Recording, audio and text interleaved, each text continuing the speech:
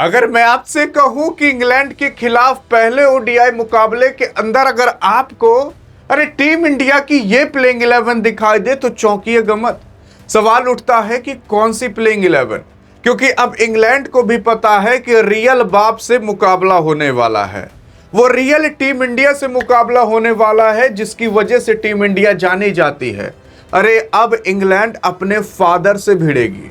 एक फादर तो लंदन में पहले से ही है, वहीं बगल में स्टेडियम में जाकर खेलकर चला आएगा और हरा कर भी चला आएगा। लेकिन सवाल ये उठता है कि आखिरकार ये मुकाबला कब होगा, कहां होगा और स्क्वाड क्या है और प्लेइंग 11 क्या हो सकती है। यार अगर आप देखने की कोशिश करोगे तो खुद देख सकते हो, पहला मुकाबला आपका खेला जाएगा 14 जुलाई को बर्मिंघम के अंदर खेला जाएगा। 3:30 बजे ये मुकाबला चालू होगा। तो याद रखिएगा, पहला मुकाबला, दूसरा मुकाबला 3:30 बजे चालू होगा, हाँ दोपहर में, और तीसरा मुकाबला 5:30 बजे चालू होगा। अब क्या है कि दूसरा ओडीआई का मुकाबला 16 जुलाई को होगा कार्डिफ के अंदर, और तीसरा ओडीआई का मुकाबला 19 जुलाई चालू होगा 5:30 बजे से।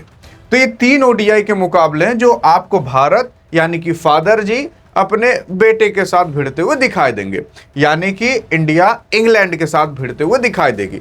अभी तक तो इंग्लैंड ने वो छोटी मोटी टीम जो आई थी, छोटी मोटी तब भी नहीं थी, ठीक ही ठाक थी, अब हार गई क्या करे। लेकिन वो 10 दिन कैसे बीते हैं T20 वाले, वो आप और हम ही जानते हैं। लेकिन अब ओडीआई में देखना है कि क्या फादर जी अपने बेटे जी से जीत पाते हैं कि नहीं, क्योंकि अगर ये टीम इंडिया नहीं जीत पाए तो फिर जान जाइए, फिर टीम इंडिया में नहीं बल्कि उसके ऊपर जो बैठे लोग हैं उसमें ही कुछ गड़बड़ी है। लेकिन अब देखते हैं प्लेइंग 11 क्या होगी और स्क्वाड क्या है। तो यार देखो, सबको पता है कि पहला, दूसरा, तीसरा, चौथे नंबर पर कौन होगा। पहले तो आपके कप्तान साहब हैं गिल साहब, और गिल साहब का तो अभी परफॉर्मेंस ऐसा चल रहा है कि यार इनको कोई पीछे कर नहीं सकता। अफगानिस्तान के खिलाफ आपने देखा ही क्या किया। फिर उसके बाद आते हैं आपके रोहित शर्मा साहब।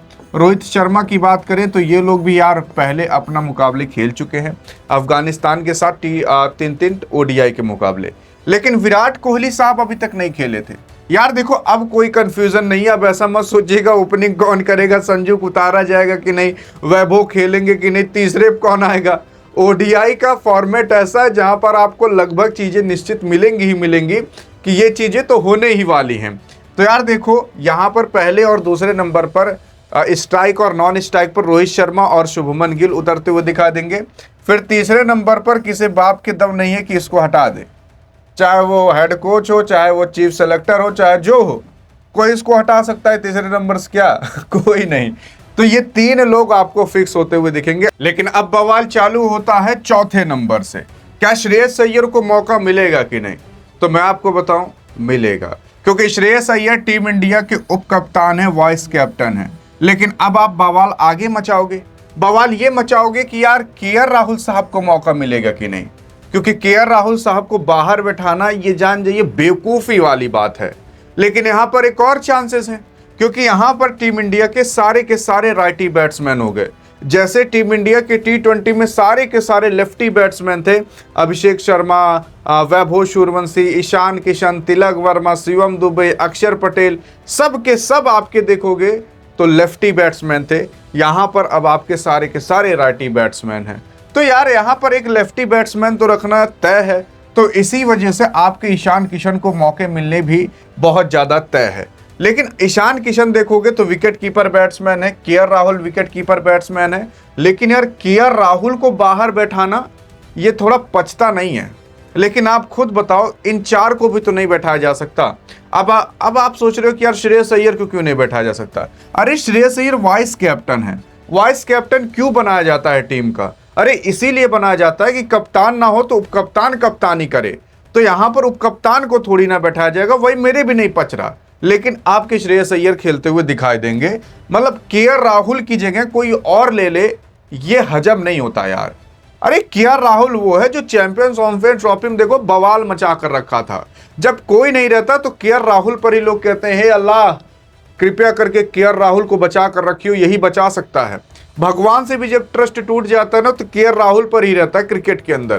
तो यार केएल राहुल को बैठाना बहुत मुश्किल है, लेकिन बैठाना पड़ेगा, क्योंकि एक लेफ्ट हैंडेड बैट्समैन तो लेकर खेलना ही पड़ेगा, जो आपके होंगे कोई और नहीं बल्कि ईशान किशन, ताकि लेफ्टी राइटी का कॉम्बिनेशन बना रहे। अब सारे के सारे राइटी होंगे तो बड़ी दिक्कत होगी। मैं भी केएल राहुल को नहीं बैठाना चाहता, लेकिन ऐसा होते हुए आपको 90% केस में दिखाई देगा, क्योंकि KL Rahul as a wicket keeper batsman, Ishan Kishan as a wicket keeper batsman. और आपको पता ही होगा गौती भाई अभी की टीम तो देख नहीं रहे, ये देख रहे हैं सन 2096 की, कि सन 2096 में टीम कैसी रहनी चाहिए। तो अभी की प्लेयर को लेकर खेलो जो 2096 में खेल सके, 2027-28 का नहीं, 2090 का, 2080 की टीम लेकर चल रहे हैं। तो यहाँ पर ईशान किशन को तो रखना जरूरी है, क्योंकि केएल राहुल साहब तो अभी 2040 तक ही बूढ़ा जाएंगे। इसी वजह से कहा जा रहा है कि आपके केएल राहुल साहब को क्या पता मौका ना मिले, यही सच्चाई है। फिर उसके बाद आपके अब देखो 5 बैट्समैन हो गए प्योर, अब 6 बैट्समैन तो खेला नहीं जाएगा, तो ऑलराउंडर्स और बाकी बॉलर्स कहाँ जाएंगे।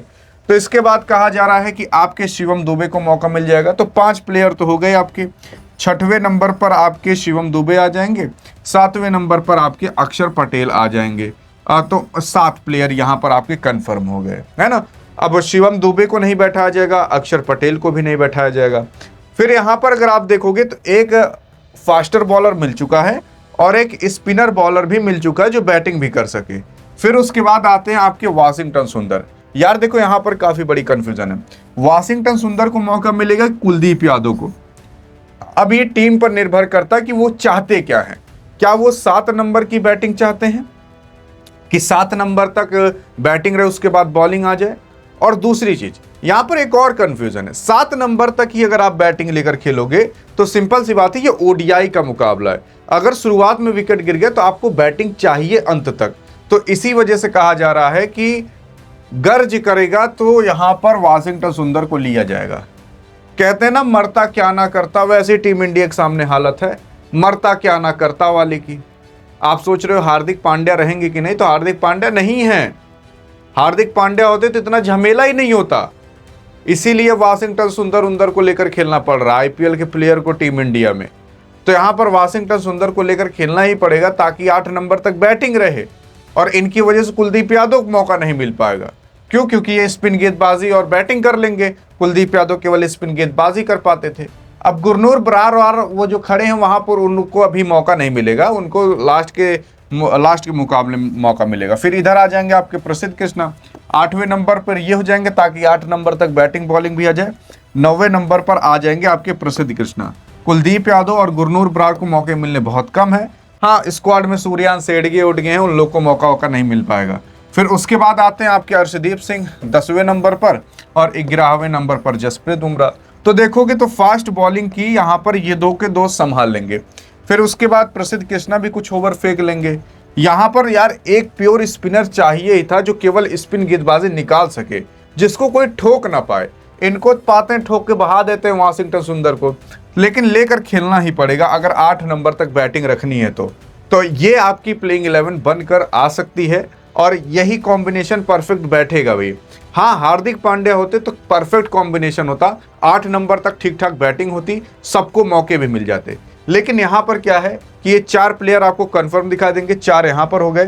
फिर 5वें आपके ईशान किशन हो गए, 6ठे आपके शिवम दुबे हो गए, 7वें अक्षर पटेल होंगे, 8वें वाशिंगटन सुंदर, 9वें प्रसिद्ध कृष्णा, 10वें अर्शदीप सिंह और 11वें आपके जसप्रीत बुमराह। ये प्लेइंग 11 आपको देखने को मिलेगी पहले ओडीआई मुकाबले के अंदर। और अगर ये नहीं देखने को मिली तो आप क्या ही कहिएगा। बाकी आपको क्या लगता है कि कौन सी प्लेइंग 11 आपके हिसाब से आ सकती है, और अगर आपकी प्लेइंग 11 सटीक बैठ गई तो आपके कमेंट को हार्ट भी दे दिया जाएगा और पिन भी कर दिया जाएगा। देखते हैं आप क्या प्लेइंग 11 कमेंट में लिखते हो। अधिक जानकारी चाहिए तो इस वीडियो में मिलते हैं, तब तक के लिए जय हिंद जय भारत।